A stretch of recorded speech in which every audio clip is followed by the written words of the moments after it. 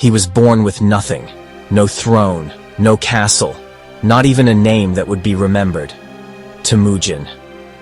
A boy with a bloodline cursed, not blessed. A child who would go on to become the most powerful man to ever walk the earth.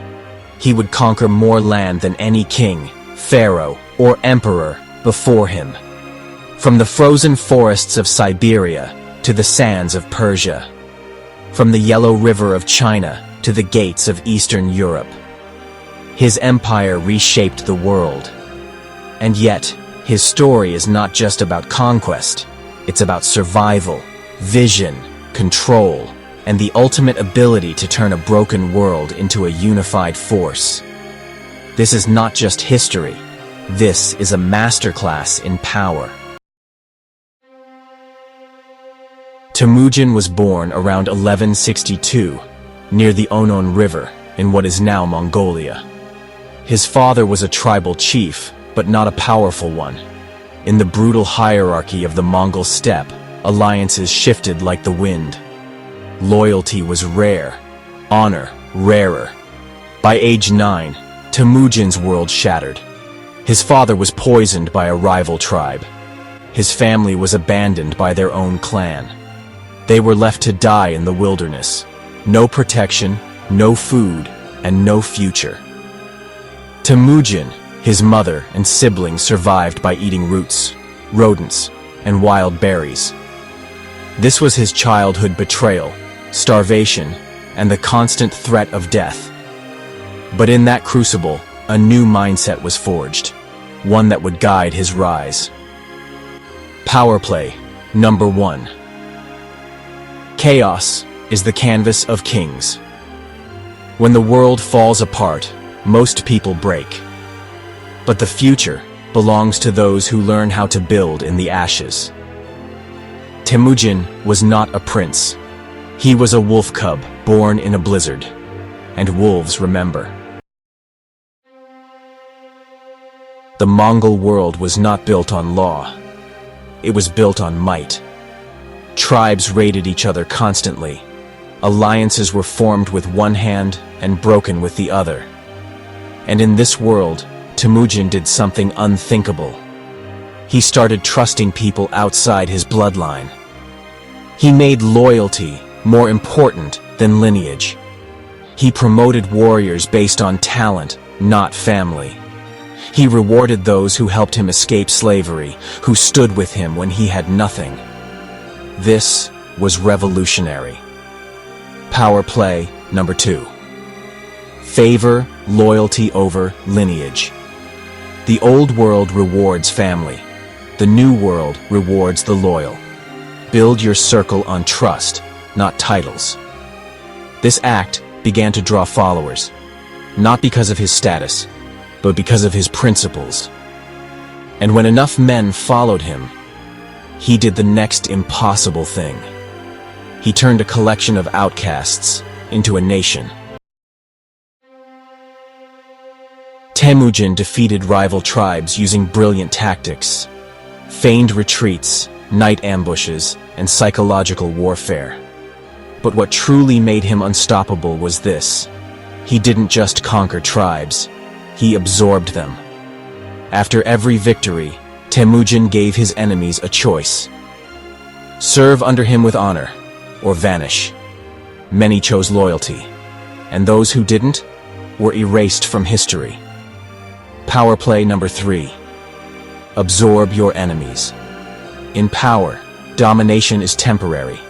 Integration is forever. In 1206, the tribes of the Mongolian plateau gathered.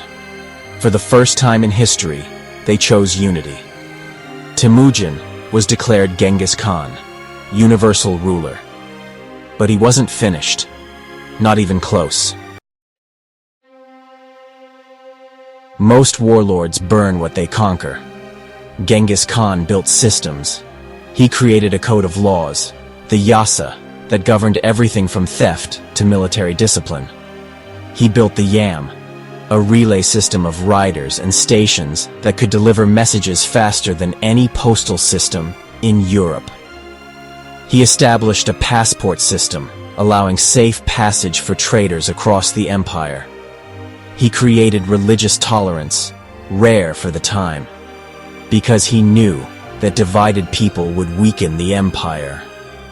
He promoted cultural integration, collecting scholars, artisans, and engineers from every region he conquered.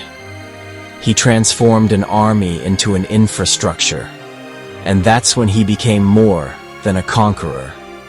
He became a civilization. Power. Play. Number 4, Untold. Power that lasts is built on systems, not storms. Storms rise and fall. Systems run themselves. Build your empire to run without you. Genghis Khan understood something modern leaders still struggle with. Reputation is a weapon. When his army approached cities, they didn't always have to fight, because their reputation arrived first. He spread stories, some true, some exaggerated, of complete annihilation, of rivers clogged with corpses, of cities left in flames. Some cities surrendered without a fight.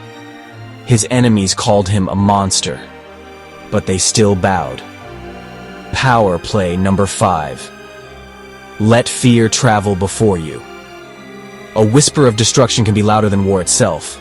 Genghis Khan never relied on brutality alone, but when he used it, he made sure it was unforgettable. Today's entrepreneurs, CEOs, influencers, you may not ride horses into battle, but Genghis Khan's blueprint still applies. Unify fractured groups, like he did with tribes. Build systems for speed and scale, like his postal network. Reward based on value, not politics. Just like his meritocracy. Let reputation precede you, as he did with terror. Transform enemies into allies. Absorb, don't always destroy. He wasn't a savage. He was a strategist. He didn't survive the steppe. He ruled the world. When Genghis Khan died in 1227, he left behind the largest land empire in history, larger than Rome, larger than Alexander, larger than Napoleon. But here's the secret most people miss. His true power wasn't in what he conquered. It was in what he unified. Power play. Number 6. Unify the fractured, rule the whole. Temujin began life as a nobody, a starving boy in the snow, despised, betrayed, forgotten. But when others fought to rule tribes, he imagined ruling the world. And he did. You don't need to be born into power. You don't need to be loved, accepted, or welcomed. You just need vision, loyalty, and the willingness to unify what others ignore. Power doesn't come from birth. It comes from belief.